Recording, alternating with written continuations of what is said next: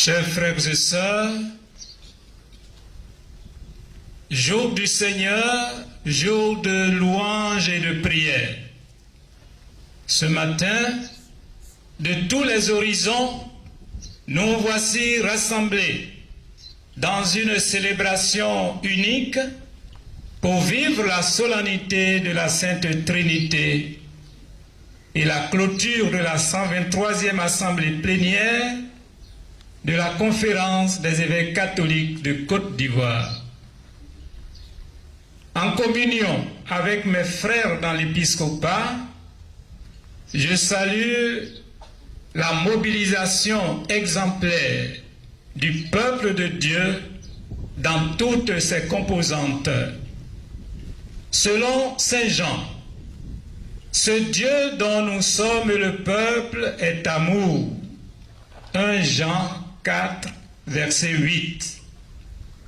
La solennité de la Sainte Trinité est donc pour nous la célébration de l'amour de Dieu manifesté en Jésus-Christ.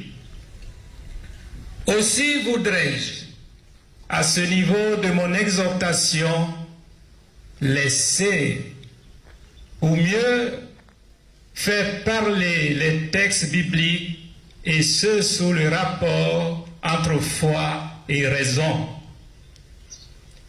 Déjà dans la première lecture, Dieu se révèle à son peuple comme celui qui est tendre, miséricordieux, lent à la colère, plein d'amour et de fidélité.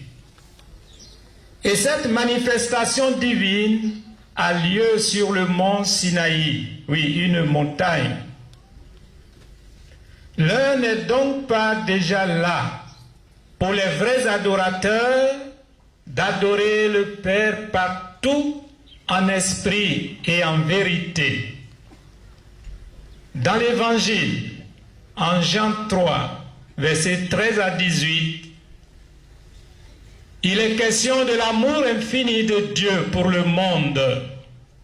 Oui, Saint Jean a les mots justes quand il dit « Dieu a tant aimé le monde qu'il lui a donné son Fils unique. Ainsi, tout homme qui croit en lui ne périra pas, mais il obtiendra la vie éternelle. » Et cette vie éternelle consiste à connaître le seul vrai Dieu et celui qu'il a envoyé, Jésus-Christ. Jean 17, 3. Toutefois, ce monde tant aimé de Dieu, vu sous l'angle du bien et du mal, est à la fois quelque chose de séduisant et de répugnant, c'est-à-dire opposé à Dieu et au Christ.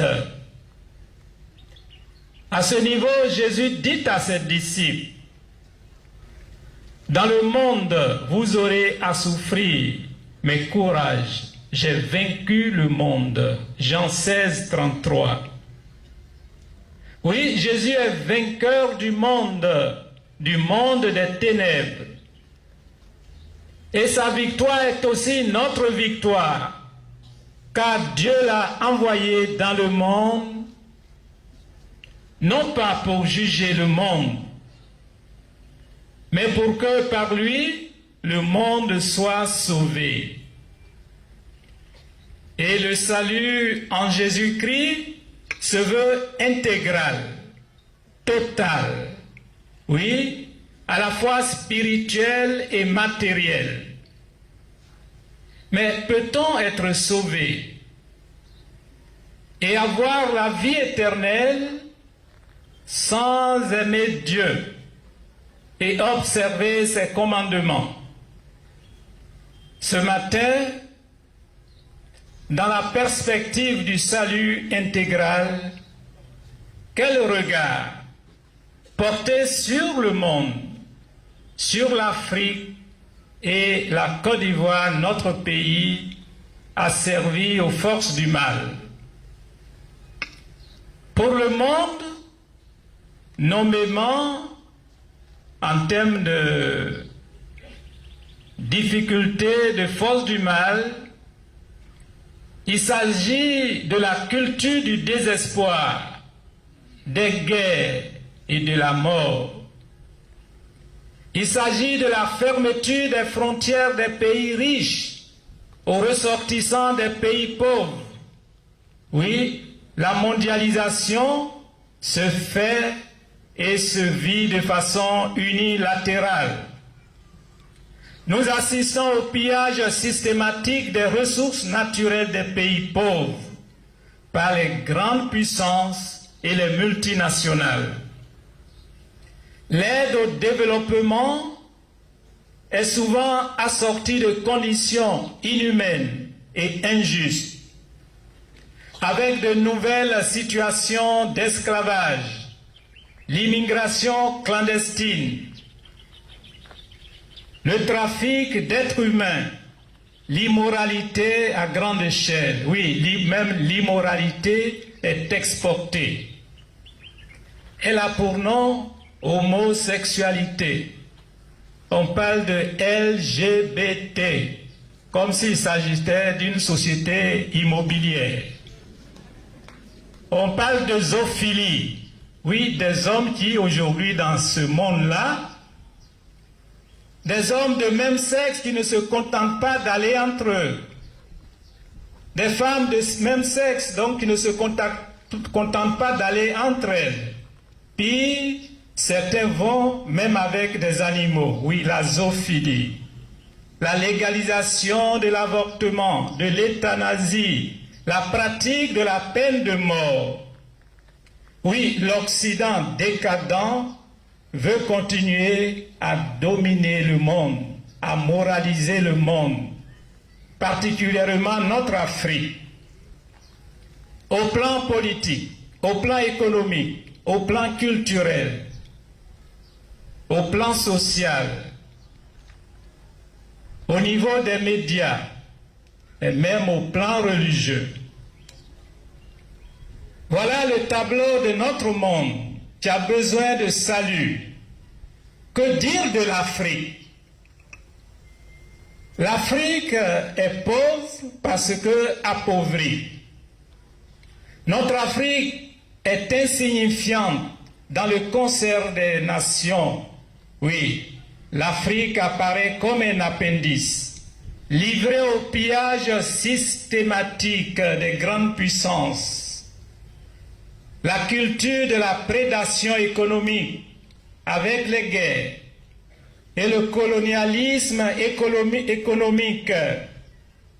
Oui, notre Afrique est ligotée et dominée par les grandes puissances occidentales, les multinationales, ni foi ni loi, et leurs alliés locaux indignes.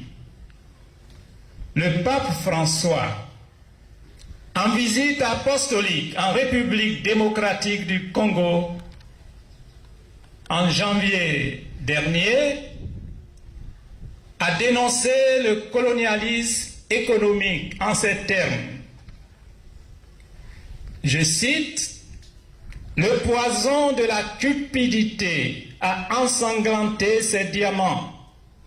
C'est un drame devant lequel le monde économiquement avancé ferme souvent les yeux, les oreilles et la bouche. Mais ce pays et ce continent, l'Afrique, méritent d'être respectés et écoutés. Ils méritent espace et attention.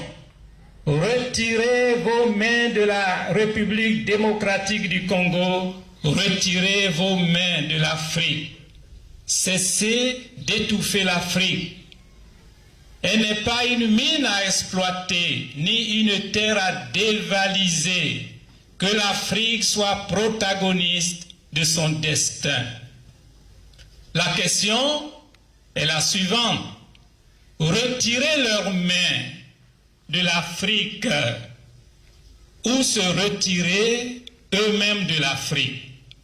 Retirer leurs mains suffit-il? Seigneur, Que l'Afrique et les Africains soient leur propre Moïse en Jésus ton Fils. Tu vois la misère de ton peuple. Exode 3:7. Les indépendances sous surveillance, la souveraineté confisquée ou sous-traitée. J'en veux pour preuve les accords coloniaux France-Afrique. L'immigration clandestine des jeunes Africains. Leur slogan c'est « l'Europe ou la mort ». Le trafic d'êtres humains. Des gouvernants marionnettes sans pouvoir réel de décision, dont la légitimité est parfois importée. La Côte d'Ivoire est en Afrique. Quel regard porter sur notre pays, la Côte d'Ivoire? À partir d'un simple constat, la corruption, ce que le pape François qualifie de cancer social, est généralisé.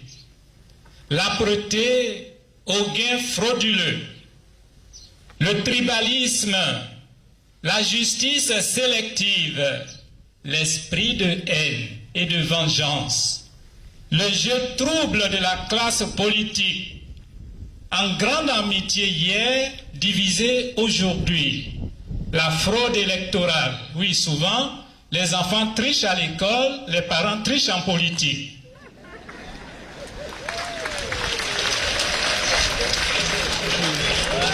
Nous notons l'arrogance, le mensonge, la violence et les crimes. Oui, les crimes, sous toutes les formes, même en mode silencieux. Le développement effectué en morceaux choisis, en reconnaissance aux militants dociles ou en représailles aux localités insoumises.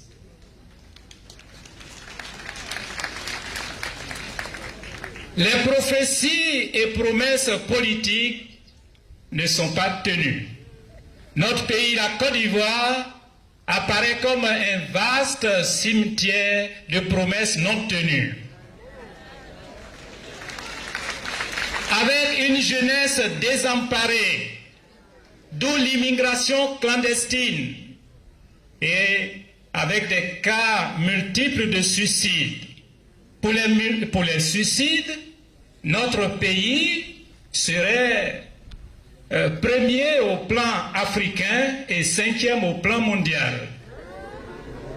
Oui, les suicides, la drogue, l'alcoolisme, la violence, les braquages à main armée. La formation est au rabais aujourd'hui dans nos écoles, dans les universités et grandes écoles. Avec une volonté inavouée d'abrutir tout un peuple, de détruire toute une jeunesse. La prostitution est à ciel ouvert, en ville et même dans les zones rurales, minées par l'orpaillage clandestin. Et cet orpaillage est parrainé par des divinités politiques. À qui profite la croissance économique tant chantée en chœur? L'économie ivoirienne serait l'une des plus performantes au monde, dit-on. Quel monde? Le monde réel ou dans le monde invisible? Les populations sont attristées. Nous assistons à une vraie paupérisation des zones rurales, avec les produits agricoles mal rémunérés. L'appel à la paix et à la réconciliation, cet appel n'a jamais été sincère. Parce que la plupart du temps, ceux qui nous parlent de paix se promènent en gilet anti-balles.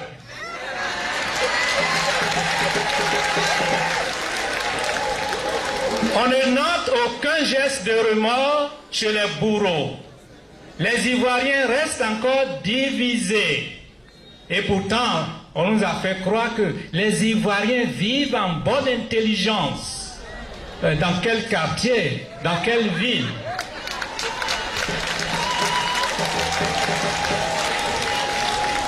Oui, les Ivoiriens restent encore divisés. Le climat sociopolitique est suffocant. D'où un ministère en charge de la réconciliation. Le peuple est constamment humilié et pris en otage. Nous vivons une démocratie armée. Nous sommes en face d'un certain occultisme politique. Frères et sœurs, l'Église est appelée à être solidaire des peuples opprimés, car parler de salut ou de vie éternelle sans prendre en compte les situations de misère noire dans notre monde, dans notre Afrique et dans notre pays, la Côte d'Ivoire, serait pratiquer une religion de fuite du monde ou d'évasion spirituelle. L'Église que nous avons, l'esprit que nous avons reçu n'est pas un esprit de peur, mais un esprit de force, de vérité et de courage. En plus, l'Évangile n'est pas une idéologie, mais parole de Dieu, avec un pouvoir de libération. Oui, l'espérance qui est en nous doit nous porter à briser les chaînes de l'esclavage sous toutes ses formes. Mais un peuple asservi aux forces du mal peut-il accéder au salut sans passer par la conversion? Il est temps que les Ivoiriens arrêtent de sacrifier aux divinités politiques qui sèment la mort et la désolation. Il y va de leur vie présente et future.